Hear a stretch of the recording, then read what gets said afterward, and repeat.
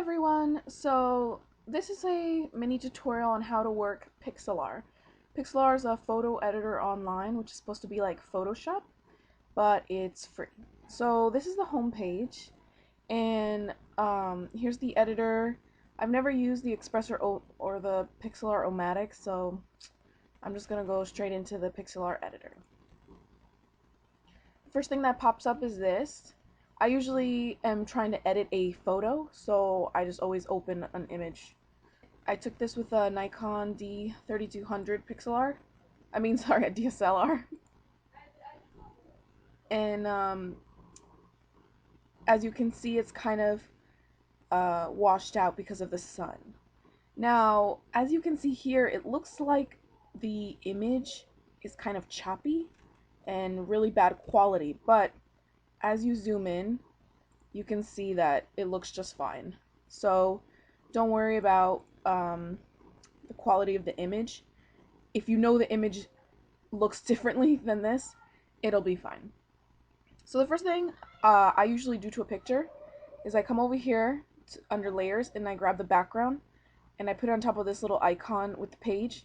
It just copies the layer. You can also do this under here, layer. You just put duplicate layer.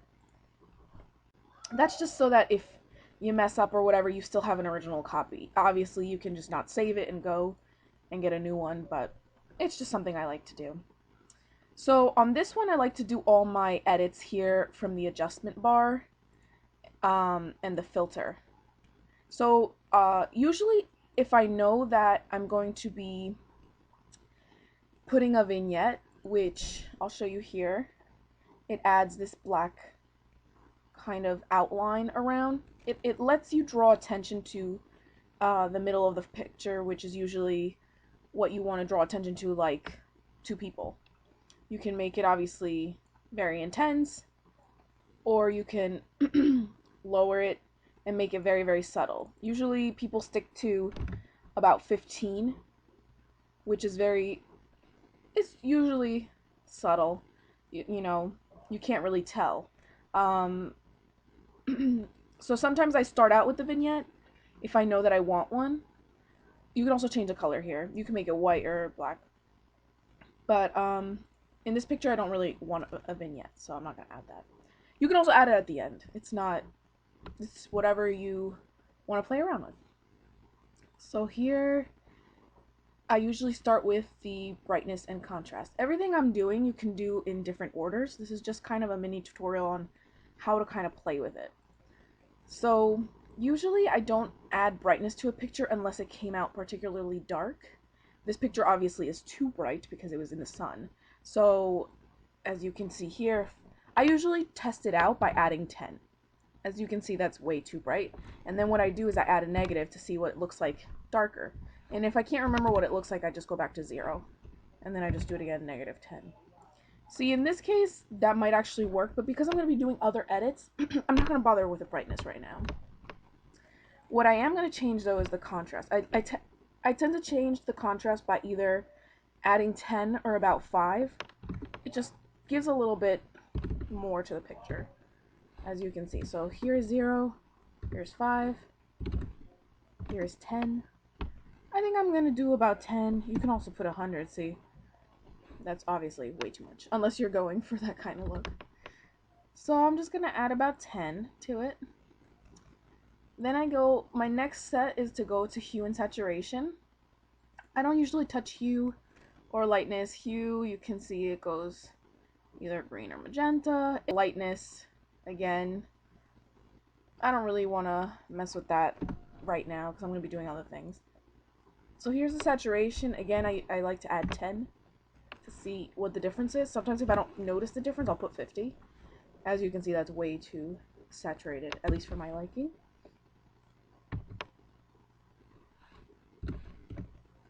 So here I'm just testing it back and forth. And then if you wanted to see what it looked like without the saturation, sometimes it's nice to give that desaturated look. Add 10 to this. So I press OK. Here's the history. So if I go back, it'll get rid of whatever I did. And it'll add it back. So if you realize that you made a mistake, you could just go back one. or back a few if you wanted to. So the next thing I'm going to do is I like to do levels and curves. I like to do levels before I do curves. That's just my preference. It's nice here to add about 5 to this. It adds depth or darkness. As you can see, it like darkens the picture. And I put it about there. And then this lightens the picture. I may not be explaining this right, but again, I'm no professional. This is just what I learned by playing around and watching a few other tutorials, but some of those tutorials were very, very lengthy. So then you could change this, which is supposed to be, I think, the balance. I'm going to darken it just slightly like that. And then you can do these output levels. I like to change all of these pretty much to whatever my liking is.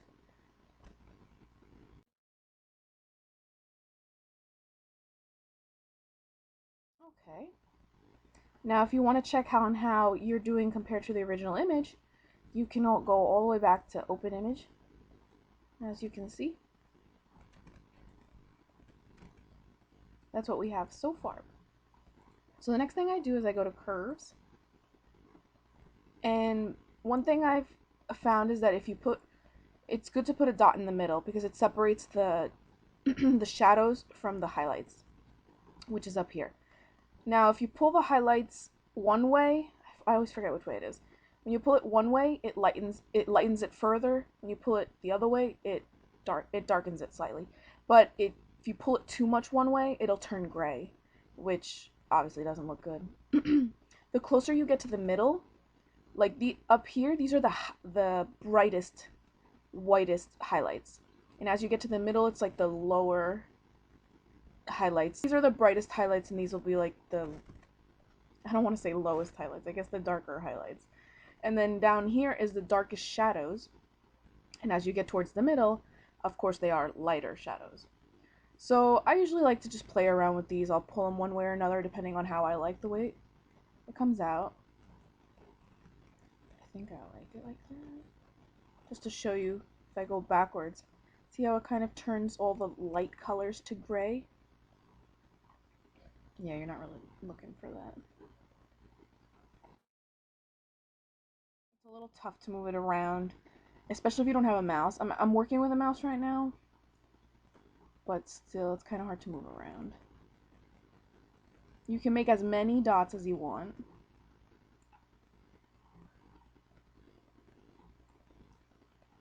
Again, if you pull these here, it makes the darkest darker. As you can see, my hair is getting darker and darker. But if I go up, my hair turns gray. So it's sometimes nice to add darkness to the shadows because it almost adds a little bit of depth.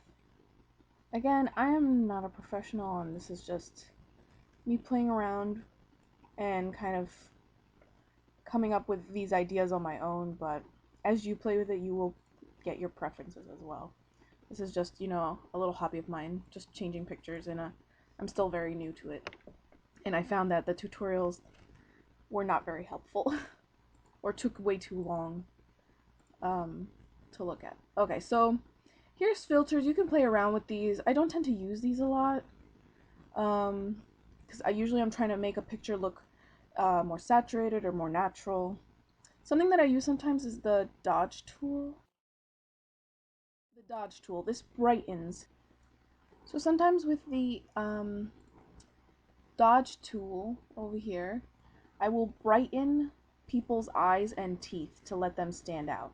So for example, this is a little bit too big. Here you can make them a little bit smaller. I'll go to 30. So I'll go in there and I'll brighten people's teeth.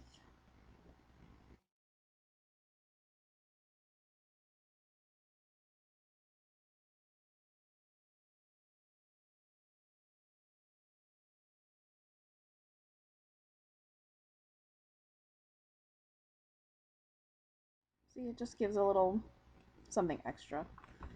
Sometimes if it's too stark, I'll get rid of it, but I think it looks fine here.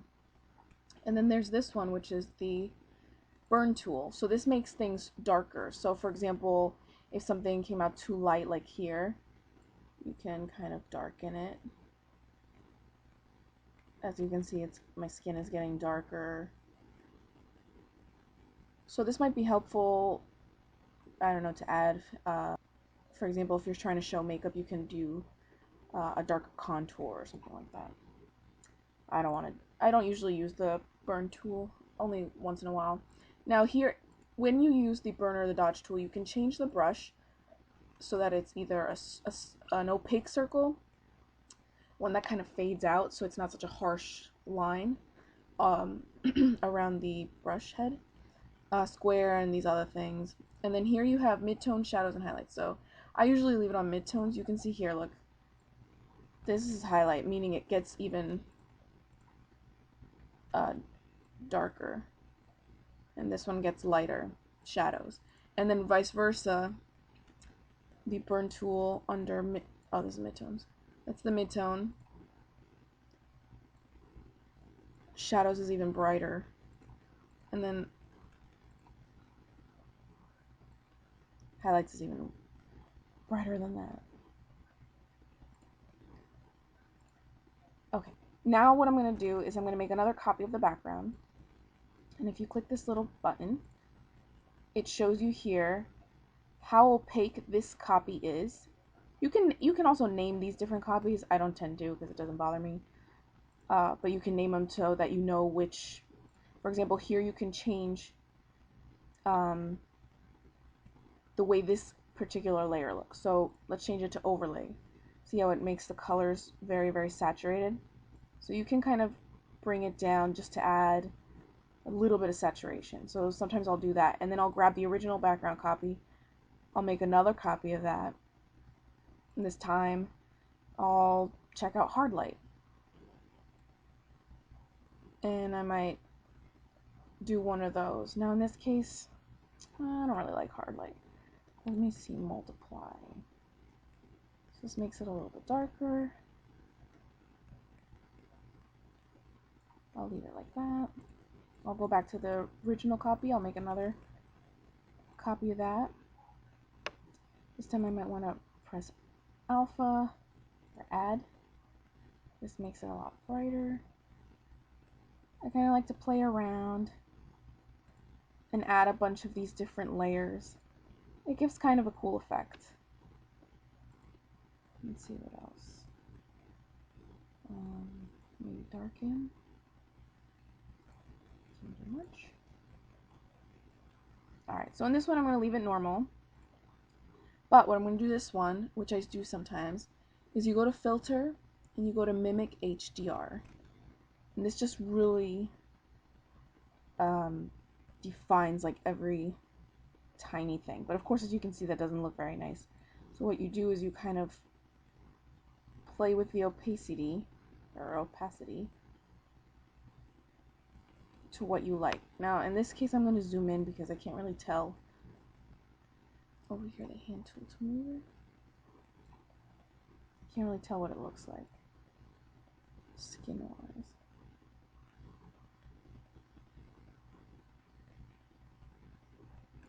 I like it. So what I would do now is I would just you can either flatten the image, which merges every single layer, or you can merge one layer down, so one copy down, or you can merge visible, meaning that anything that's not visible won't be merged. So for example, that first original picture is not visible because the next copy is 100%, so it wouldn't merge that one. So I'm just going to flatten the image because I think I'm pretty much done with this picture. I just wanted to saturate it for the most part. Then what you would do is you would go to File, Save. So I like to always add edited here so I can see the finished result next to the original. I don't usually save it as JPEGs. I save it as PNG full quality. You can save it as a JPEG, but I suggest that you save it under 100% rather than 80. I'm going to go ahead and save it as a PNG. Here is the after. Here's the before.